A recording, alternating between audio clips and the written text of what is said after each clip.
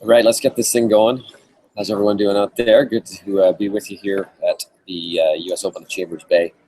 And if you have questions, type them in, and I'll try and answer them. I'll do my best to answer. Right now, Phil Mickelson and Henrik Stenson are tied for the lead at 2 under par. David Hearn, as far as the Canadians go, is even par through 4, doing really well. Steady golf, has missed one fairway, I think, so far. Hit all the greens, and so if you can do that, I think you're doing a pretty good job out here at Chambers Bay. It's a pretty calm morning, not a lot of wind.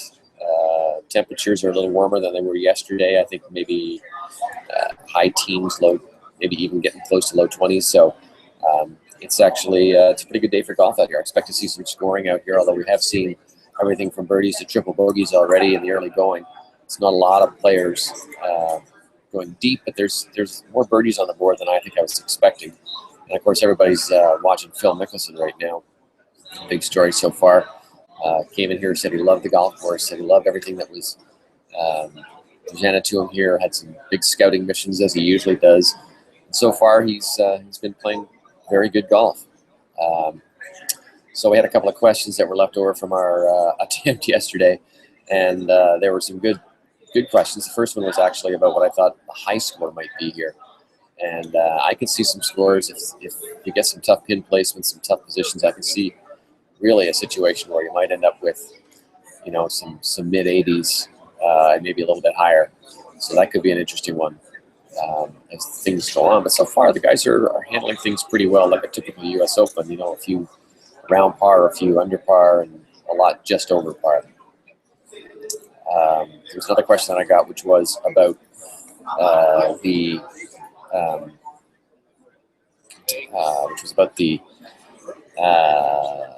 Mike Weir's status for next year. What I thought Mike Weir was going to do. He's obviously not in his field here, and he has run out of his exemptions in terms of the automatic exemptions. He had 2, which he's used, one for being top 25 on the career money list, one for being top 50 on the career money list, and now he's playing this year on actually making it through last year's money list after that great performance he had at the Byron Nelson. So unless he pulls something together here, he's going to either have to go back and play the Web.com qualifying tournaments, or he's going to play on sponsor exemptions, or he'll have to think about what he wants to do with his career if he wants to keep going.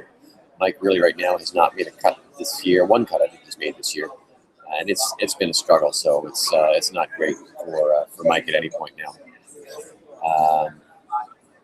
So I'm looking for questions. If you have anything, type them in, and we'll get things answered.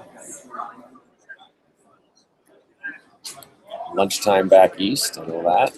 Here it's just 9 o'clock in the morning.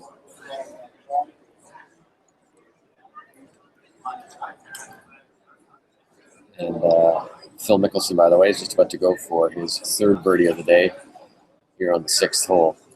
Shortish putt, really not that long.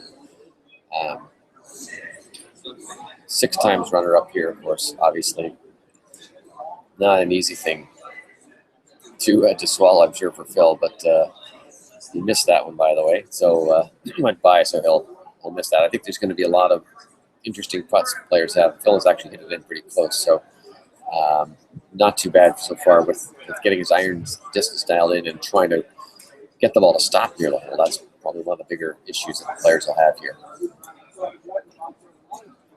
So lots of red numbers on the board, not deep red numbers, but we've got a ton of guys out here. Rory McIlroy has made his first birdie. Adam Scott's up there. Matt Kuchar's up there. Hideki Matsuyama's up there.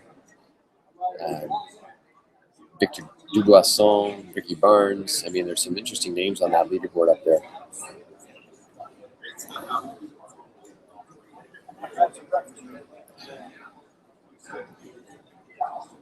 We're also getting today the first look at the new Fox broadcasting team, which is, boy, by my opinion, they've got about 100 guys out here working on this broadcast. Every time I turn around, there's someone new on there. But Corey Pavin, Julie Inkster, Jay Delsing, they're all going to be on the golf course. Morgan Pressel's working here. Natalie Golbus is working here. It just goes on and on and on and on with the broadcasters.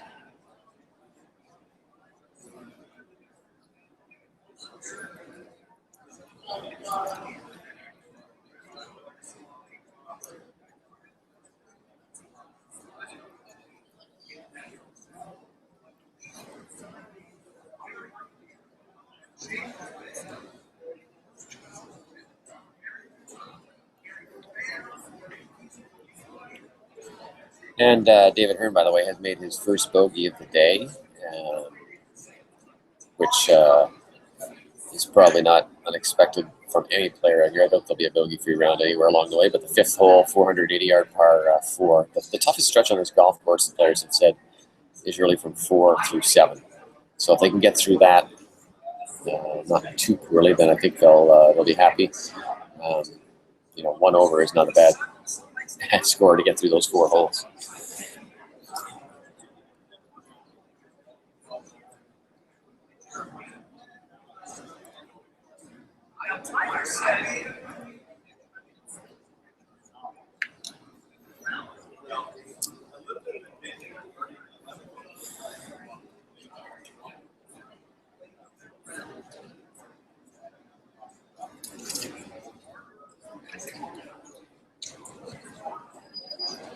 There's a few names on that board that I think they're interesting that are under par. It's still really quite early, but if you look at some of the guys, I think that maybe flew under the radar here, didn't get a lot of attention, but Adam Scott with Stevie Williams back in the bag. I think Dustin Johnson has got a lot of attention. Matt Kuchar's a guy who probably didn't get enough attention out here. Birdied the his first hole, which is the back 9. He started on 10, and so he birdied the 10th, made 2 pars. So there's birdies out there to be made, and I think the pin positions are, some of them are pretty tough, but a lot of them are fairly easy. When you look at some that are just down at the front, it doesn't really make a huge difference when you see that there's no real difference in the grass or the green between first where the green starts and where the fairway ends, really. It's all the same grass. It's all kind of basically the same level. It's going to be interesting to see how the pins are placed throughout the week, though, because they can put them in some really nasty spots, that's for sure. One of the other difficulties around this golf course is just getting around the golf course, physically walking around the golf course. And we've had a couple of caddies who've been injured. Henrik Stenson's caddy fell and severely sprained his arm, and another caddy fell and sprained his ankle. So there's some hard walking out here, and not only just for the players and caddies, but also for the spectators out here. It's tough to get around this golf course and get a good view. I think the strategy, if I was coming out, would be just to stand up there and in a grandstand and watch from there.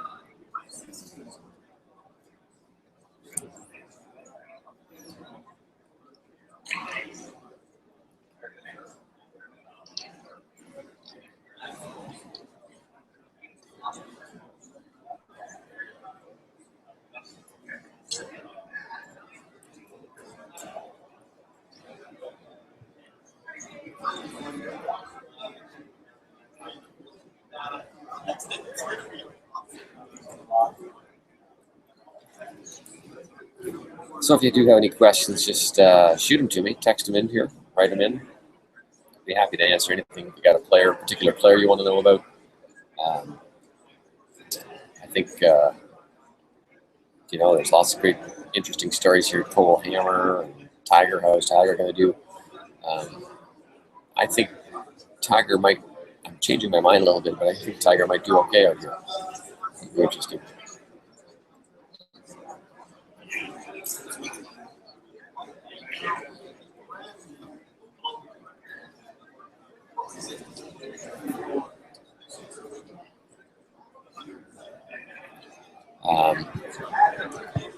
Weather is supposed to be great through the 4 days here.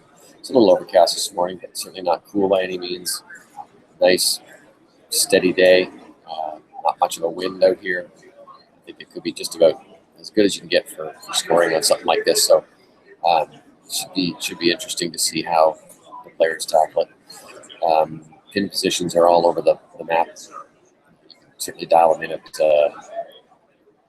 on Twitter. There's lots of them posted up there. I'll try and actually post them up here if I can find it. But essentially, there's some fairly accessible spots on the golf course today, although there's a few that are right on the edge. So it's not going to be easy by any means out here.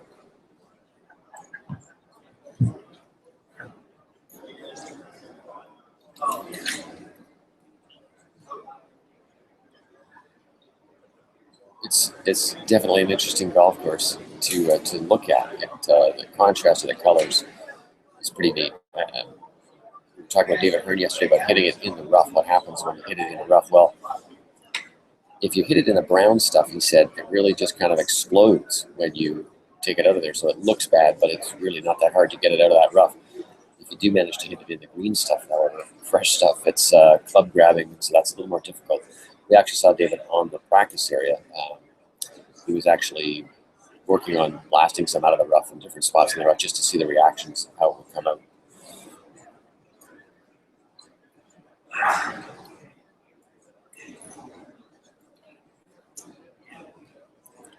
If you have a question, just tap it into me, and I'll be happy to respond.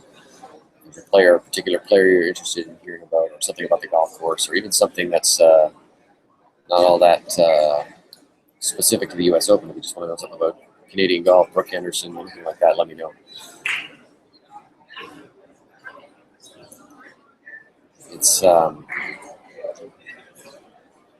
of the interesting stories, speaking of Canadian golf, is Mackenzie Hughes is here. He is not in the field at this point. He was the third alternate on site. He's actually the fifth alternate on the list. But only 3 of the top 5 alternates decided to make the trip here. Mackenzie thought, I'd rather be here and not get in than be somewhere else and find out that I was going to get in. Now, it's unusual for a player that far down the list to get in. And with the morning wave pretty much out of the golf course now, there hasn't been anybody withdraw yet that I'm aware of. So he'll have to wait for the afternoon wave, but he just basically has to stay here all day, and he can practice, he can eat the player dining, he can do all that stuff, but he cannot actually play the golf course. So he did play here in 2010 when he was in the U.S. Amateur, and shot a 79 in the round he played here. Said it was actually a really solid round, but it's tough to do that. Come here and try and get in and not have a practice round. The course has changed quite a bit since then. So, but he's waiting to try and see if he can get into the field. I don't know if he'll make it, but he says he'll try it and hang on and wait around. If he doesn't make it, he's going to head up to Fort McMurray. That's the next stop on the Mackenzie Tour PGA Tour Canada. And that's where he's playing this year, and hoping to earn his spot back on the Web.com Tour where he was last year after winning the Order of Merit on the Canadian Tour. So some good play out there so far. Mickelson's 2 under, Stenson's 2 under, Adam Scott's 2 under, Dustin Johnson is 2 under. So there's a bunch of 2 unders up there.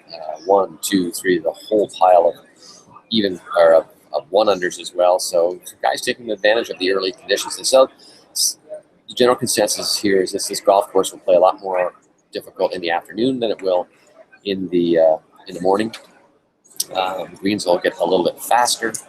The things get baked out a little bit more, perhaps running a little bit, although we haven't seen the sun yet this morning here. It's just a little after 9, obviously, here, but it's still a little bit baked out.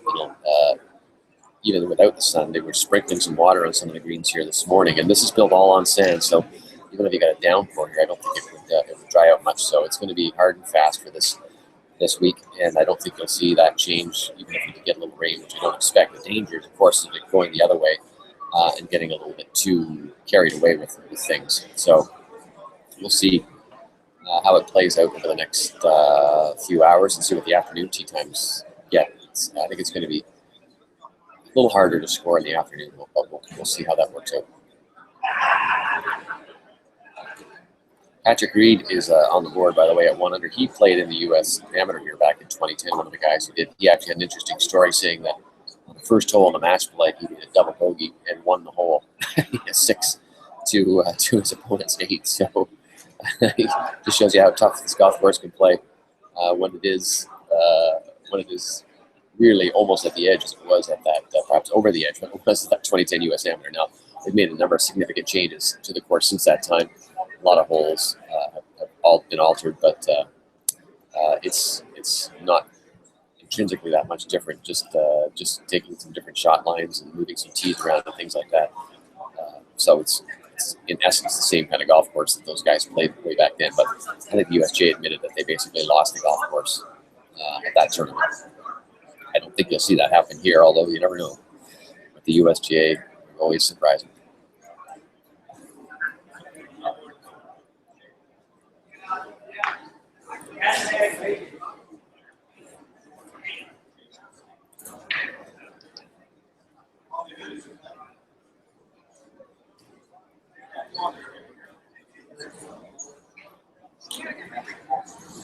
Okay, well, seeing as there's no chats and no questions coming in anymore, we'll close it up. And thanks for joining us today from the U.S. Open at Chambers Bay.